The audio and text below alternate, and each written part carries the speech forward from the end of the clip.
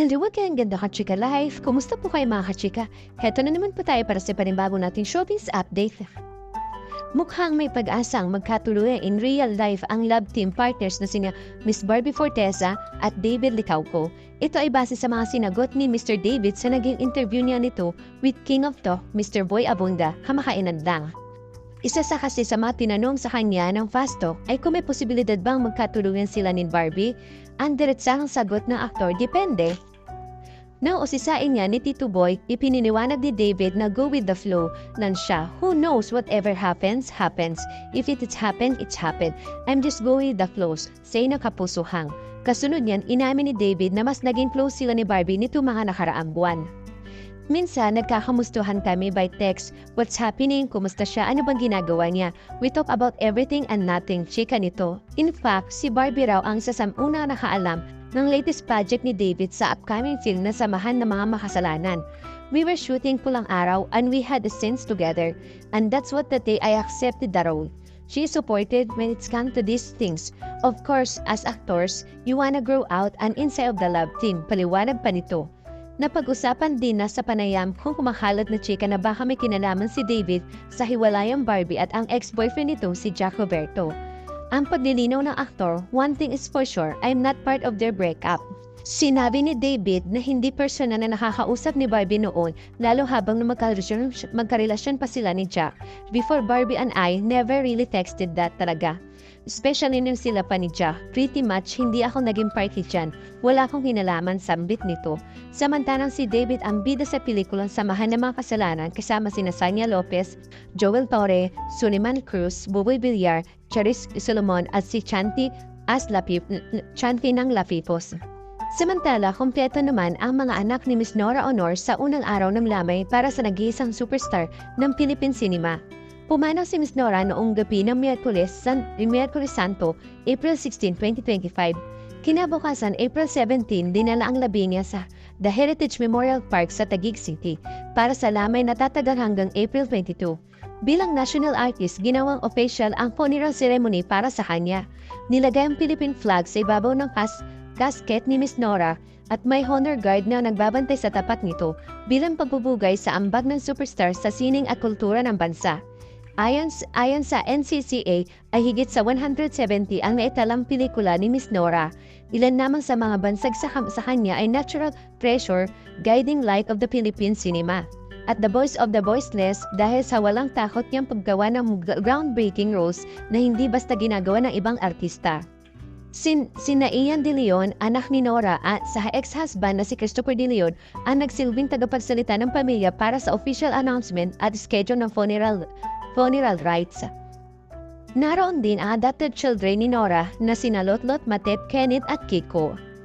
Nagsimula ang pagbubugay ng honor guard sa tapat ng casket ni Miss Nora. Hagip sa video ang pag-iyak ni Matep sa may bandang gitna ng harapan.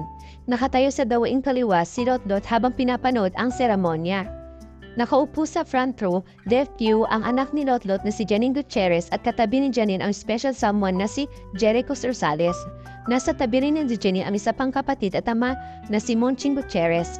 Para sa pamilyang unang araw ng lamay pero dagsa pa rin ang mga bisita na karaniwan ay mga kaibigang artista na malapit sa pamilya.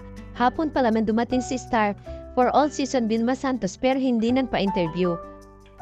Pagsapit nga po ng gabi, namataan nga po contributing writer na si Romel Gonzalez ang pagdating na magkasintahang Coco Martin at Julia Montes. Mahigpit ang yakap ni Coco kay Lotlot. Nagkaroon din ng pagkakataong makausap ni Coco at Julia si Lotlot. Nahuna sina Coco at Julia kasama sina Amanda Papin at discoverer ni Coco na si Iman Estayarco. Ilang sandali pagkaalis ni Coco at Julia bandang pasado 11 p.m. dumating si Jan Rendez, ang longtime friend ni Miss Nora. Mula hapon hanggang gabi ay naroon sina Senador Robin Padilla. Hapon pa lang ay naroon na sina Nadia Montenegro na isa sa mga unang nakapagbigay ng update sa kaganapan sa lamay. Maaga rin sa Chiapas sina national artist Ricky Lee na kasamang mga anak ni Nora noong mismong araw ng bawian ng buhay ang superstar. Namataan din sina Gina Alahar at Melissa Mendez. Sa programa matapos ang misa, nagbigay ng speech si Ian sa naahawig ng speech na binigay niya sa media nung hapon. Nagbigay din ng eulogy si Betbet Ortiza. Nakahawig na inilathanan niya mensahe para kay Nora via by Facebook. kasama si Bibet, ang asawa ni Carlos Sion Reyna.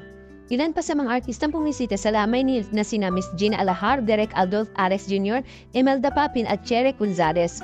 Dumating din sina Malu Choa Pagar, Kiko Matos, Zay Valdez at Marites Gutierrez, anak ni Gloria Romero. Kalmado ang mga ganap na salamay kagabi at accounty pala ang mga tao dahil inanunsyo na para lamang sa pamilya ang viewing day sa Day 1. Ngayong Friday nga po, Santong, Biyernes Santo, April 18 ang day 2 ng lamay ng at mga kaibigan at kapamilya na imbitado sa viewing.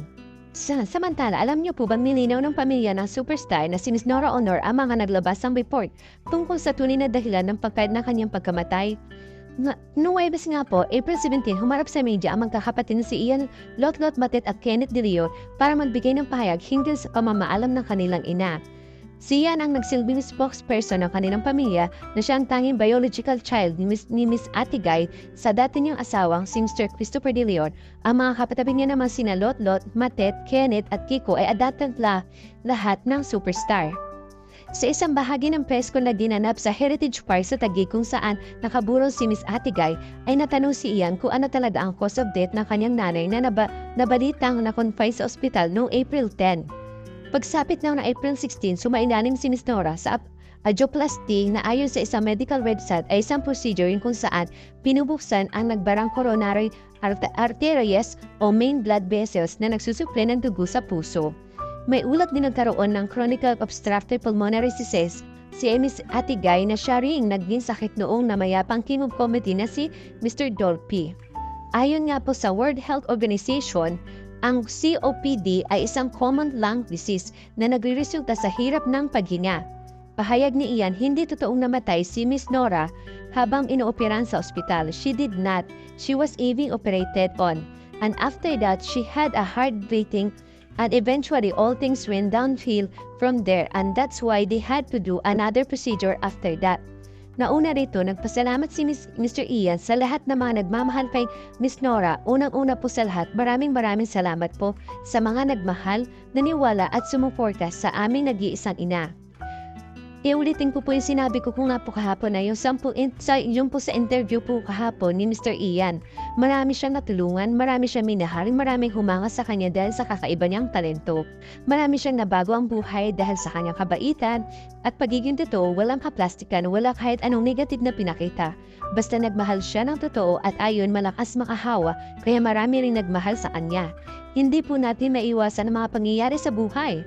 May mga plano ang Diyos at may magaganda pa siyang plano sa kailangan natin maniwala at manampalataya sa Kanya.